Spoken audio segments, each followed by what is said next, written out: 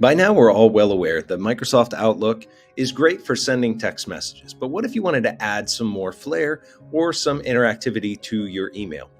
First, let's start by creating a new email, and I'm going to send it out to an entire group. Now that I have my recipients, I'm going to go ahead and add some media into my email. So I'm going to come up to the top tab here where it says Insert, and you can see I can attach a file, I can insert a link, add a signature, pictures, emojis, all kinds of things. So the first thing I'm going to add is a file.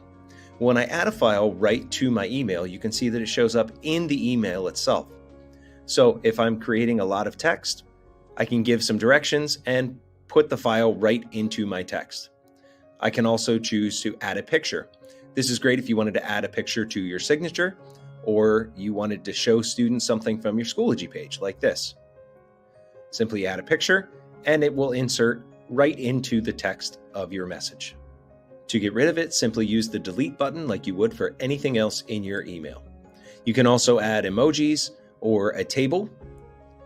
Select the size of your table and it will insert and you can edit it right in your message. Well, now that I've looked at all of the things at the Insert tab, let's look at some of the add-ons that I've added to my email down here at the bottom. They're below the formatting options. First, I have a picture option, so I don't need to go to Insert. I can simply select the picture icon and choose the image I want to insert.